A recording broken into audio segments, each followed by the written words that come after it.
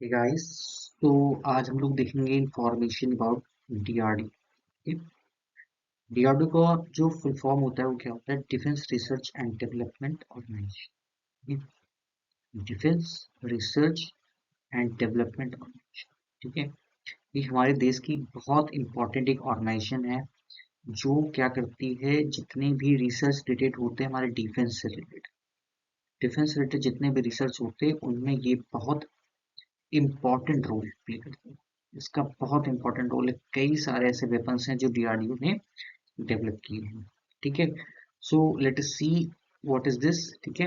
हम देखते हैं, छोटा सा ब्रीफ सा इंट्रोडक्शन है इसके बारे में। अगर आप डिटेल्ड वीडियो चाहोगे तो इसके जितने भी प्रोजेक्ट्स हैं उन पर मैं डिटेल वीडियो जरूर बनाऊंगा, ठीक है। सबसे पहले आते हैं इसके इंट्रोडक्शन। ये इसका एक लोगो है, ठीक है। ये हमारे डीआरडीओ का लोगो है। मिनिस्ट्री ऑफ डिफेंस इसको कंट्रोल करती है, ठीक है। जो सारी जितने भी प्रोजेक्ट्स डीआरडीओ रन करती है वो सब कौन देखता है? मिनिस्ट्री ऑफ डिफेंस देखती है, ठीक है। डीआरडीओ का बता ही चुका, पीछे ही मिल चुका आपको। इसका मतलब क्या होता है? Defence research and development organisation. इसका मोटो है बृहत् मूलम विज्ञान, that is strength's origin in science is in science. That means जिसका मोटो है सिग्निफाई करता है that science and technology are the two foundation of a nation's strength in both peace and war, ठीक है। जाहिर सी बात है, जब पीस की बात आती है, जब हम पीस की बात आती है तो उस पर हम देखते हैं इंफ्रास्ट्रक्चर के बारे में, ठीक है। इंफ्रास्ट्रक्चर कैसे कंट्रोल कर सकते हैं? पावर प्लांट हो गए हमारे, ठीक है, लाइक न्यूक्लियर वाले, ठीक है। न्यूक्लियर पावर प्लांट हो गए, ये सारी चीजें हो गई, ठीक है। तो इन सब में इन सब में पीस की तरह काम कर सकती है। और वॉर के केस में लाइक हमारे वेपन डेवलपमेंट हो गया, ठीक है। वेपन वेपन डेवलपमेंट हो गया, या मिसाइल्स हो गई, है ना, बॉम्ब्स हो गए, एटसेट्रा, ठीक है। तो अलग अलग तरीके से क्या कर सकता है? दोनों तरीके से इसका मोटिव डिफाइन करता है कि ये ऑर्गेनाइजेशन दोनों तरीके से काम कर सकता है, पीस में भी और वॉर में भी, ठीक है। डीआरडीओ का एस्टेब्लिशमेंट 1958 में हुआ था मिनिस्ट्री ऑफ डिफेंस के अंडर गवर्नमेंट ऑफ इंडिया में, ठीक है। गवर्नमेंट ऑफ इंडिया, ठीक है। इसका जो हेडक्वार्टर है वो हमें देखने को मिलता है कहाँ पे? न्यू दिल्ली, इंडिया में देखने को मिलता है। मेन एम क्या है डीआरडीओ का? To make India self reliant in defence technologies. जितने भी डिफेंस टेक्नोलॉजी से रिलेटेड मैटर्स हैं उन पर इंडिया को क्या बनाना है? आत्मनिर्भर बनाना है, ठीक है। क्या करना है आगे चल के? हमको क्या करना है कि 100%, ठीक है, सेल्फ रिलायंट बनना है, ठीक है। सेल्फ रिलायंट बनना है इन डिफेंस टेक, ठीक है। डिफेंस रिलेटेड जितने भी टेक्नोलॉजीज हैं उनमें हमें सेल्फ रिलायंट करना और अपने एक्सपोर्ट को भी इस पे बढ़ाना है। जैसा कि हम देख रहे हैं आज के समय पर जो इंडिया के एक्सपोर्ट्स हैं, वेपन एक्सपोर्ट्स हैं, वो बढ़े हैं, ठीक है। जो वेपन एक्सपोर्ट्स हैं वो इंडिया के लगातार ग्रो होते जा रहे हैं, ठीक है। तो इस पे हमें और इंक्रीमेंट आना है, ठीक है। इस पे डीआरडीओ एक इम्पोर्टेंट रोल प्ले कर सकता है, ठीक है। आगे आते हैं। फिर ऑब्जेक्टिव्स की बात करें अगर डीआरडीओ की, ये क्या करता है? एडवांस जितने वेपन्स है उनको डेवलप करने में मदद करता है, plus equipments for arm forces, ठीक है। बहुत सारे इसने एडवांस वेपन या इक्विपमेंट्स बनाए, जिसमें से आपने एक सुना होगा काली के बारे में, ठीक है। काली हमारा वेपन सिस्टम है। अग्नि मिसाइल्स अग्नि मिसाइल्स होगी हमारी, ठीक है। न्यूक्लियर पावर मिसाइल्स होगी। इसके अलावा और क्या कहते हैं कि अरिहंत अरिहंत का न्यूक्लियर प्रोपल्शन सिस्टम हो गया हमारा। इन सबको बनाने में इसने क्या किया? बहुत हेल्प की है, ठीक है। इसके अलावा इसका मेन ऑब्जेक्टिव साइंटिफिक रिसर्च और इनोवेशंस इन डिफेंस को प्रमोट करना है। जितने भी डिफेंस रिलेटेड साइंटिफिक रिसर्च हैं या इनोवेशंस हैं उनको लगातार प्रमोट करते रहना। इसके अलावा इंडिया को self reliant banana in military technologies. जो भी हम वेपन्स अभी तक बाहर से क्या करते हैं? इम्पोर्ट करते हैं, लाते हैं, उनको हमें बंद करना है और घर में ही अपने देश में ही उनको क्या करना है? मैन्युफैक्चर करना है। क्या करता है? मैन्युफैक्चर करना है, ठीक है। अभी तक मेन जो वेपन्स इंपोर्ट करते हैं वो रशिया से या यूएसए से, या आप कह सकते हो कि यूरोप से लाते हैं, ठीक है। बट इन सब में हमको अपनी जो डिपेंडेंसीज है वो धीमे धीमे करके क्या करनी है, कम करनी है। और इंडिया पे जो इंडिया मेड मैन्युफैक्चरर्स हैं उनकी डिपेंडेंसीज को क्या करना है, बढ़ाना है। ठीक है, सॉरी, इसके अलावा support modernisation of army, navy, air force. ठीक है, एयर तो बहुत सारे, आपने एक राइफल के बारे में सुना होगा, 303 के बारे में। बहुत पुरानी राइफल्स थी जो अभी तक हमारे सर्विस में थी, इसको बाद में जाके भी हमने हाल ही में इसको रिप्लेस किया। धीमे धीमे करके क्या करना है कि डीआरडीओ को ऐसा मतलब ऐसे एडवांस टेक्नोलॉजीज लाने जो हमारे आर्मी, नेवी और एयर फोर्स को मॉडर्न बना सके। और कहीं ना कहीं अभी हम फोर्थ स्टेज पे हैं। कहाँ पे हैं? फोर्थ स्टेज पे हैं इन top military, top in top military. ठीक है, फिर आगे चल के हमें क्या करना है कि अपने आप को सेल्फ रिलायंट बनना, और फोर्थ से थर्ड, थर्ड से सेकंड एंड फर्स्ट पे भी अपने आप को करना है। तो इन सब में डीआरडीओ का बहुत अहम रोल है। ठीक है, तो मतलब इतना तो नहीं कर सकता डीआरडीओ, ये तो मैं भी जानता हूँ। बट अगर हम सेल्फ रिलायंट बनेंगे और टेक्नोलॉजीज को डेवलप करेंगे, तो कई सारे ऐसी और कंपनीज हैं इंडिया में जो अभी क्या कर रहे हैं कि मिलिट्री वेपन्स को मैन्युफैक्चर करना स्टार्ट कर दिया और एक्सपोर्ट भी कर रहे हैं। ठीक है, तो डीआरडीओ के ये ऑब्जेक्टिव्स हो गए। आगे देखते हैं एरियाज ऑफ रिसर्च। डीआरडीओ कहाँ कहाँ अपनी रिसर्च को कंडक्ट करता है? Missiles and aeronautics. ठीक है, मिसाइल डेवलपमेंट्स में कई तरह की मिसाइल्स ने डेवलप की, जैसे नाग हो गया अपना, ठीक है, एंटी टैंक मिसाइल है ये।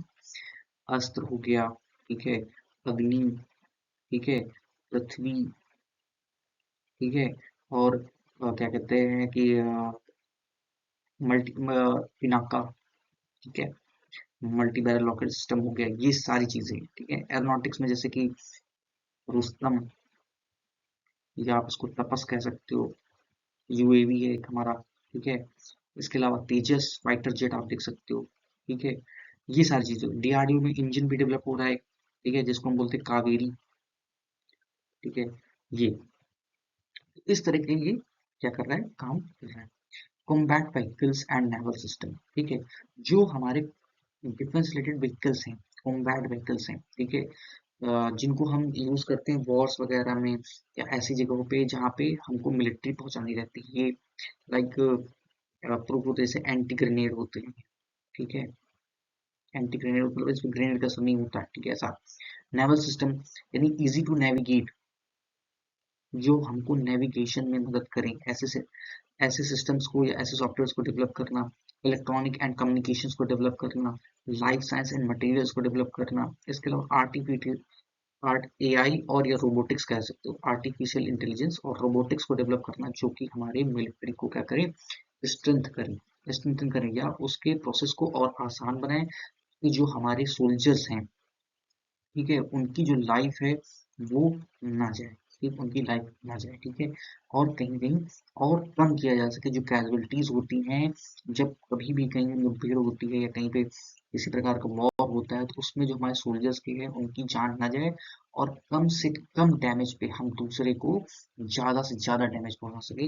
यही क्या है, डीआरडीओ का मेन एम है। ठीक है, आगे आते हैं, कुछ इसके प्रोजेक्ट्स हैं जो इसने किए हैं, जैसे integrated guided missile development programme, IGMDP. ठीक है, इसमें इसने बहुत सारी मिसाइल्स को डेवलप किया, जिसमें अग्नि, पृथ्वी, आकाश, त्रिशूल, नाग मिसाइल, ये सारी चीजें आती हैं।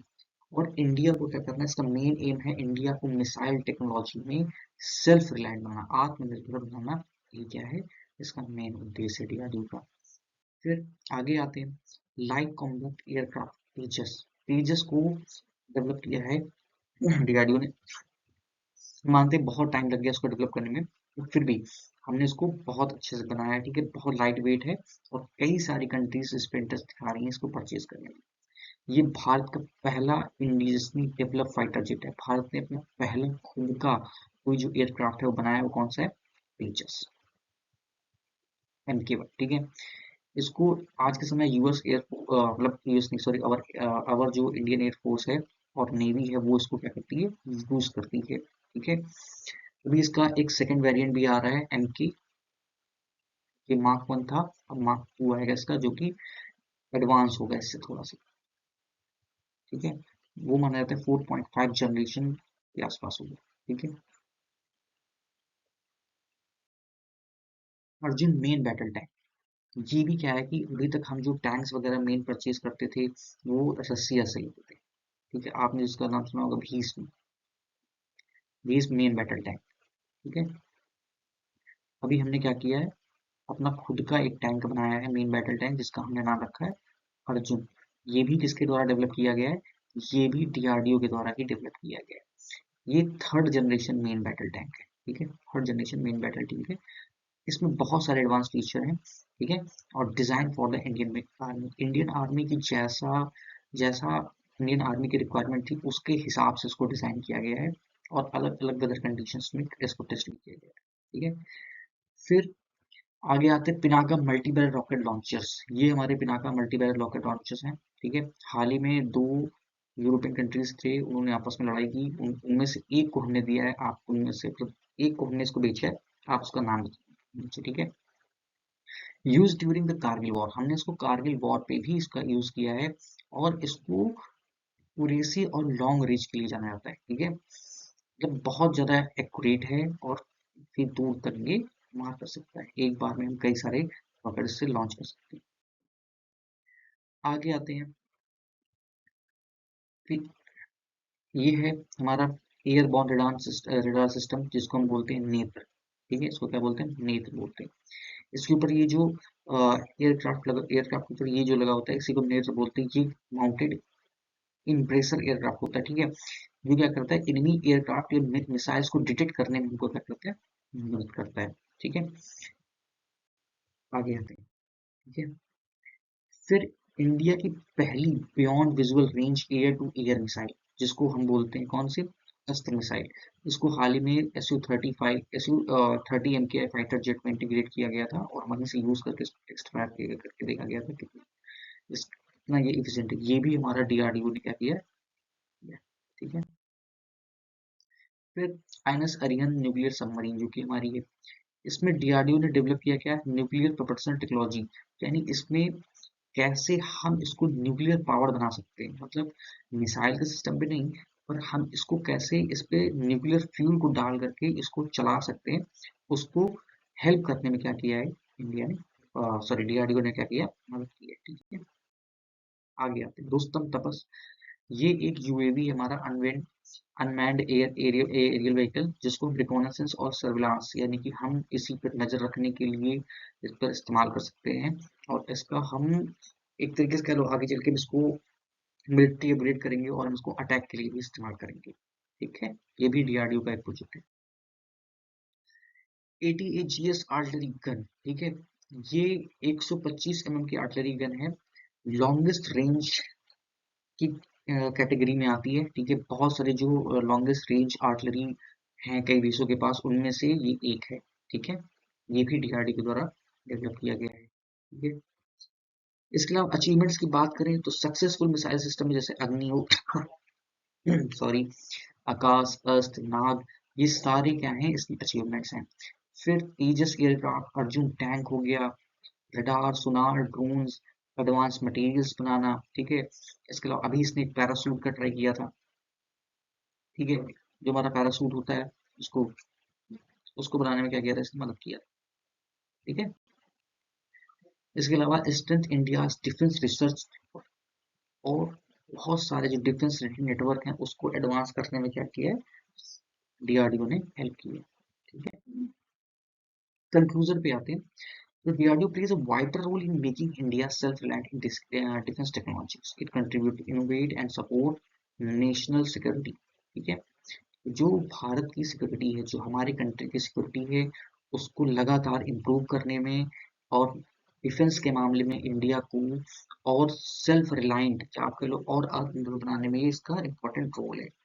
कई तरह के इनोवेशंस इसने किए हुए हैं, जिससे हम क्या कर सकते हैं, अपने देश को और ज़्यादा मजबूत कर सकते हैं, या और ज़्यादा आप करते हो स्ट्रॉन्ग बना सकते हैं, और सेल्फ रिलायंट बना सकते हैं। ठीक है, अभी के लिए इतना ही।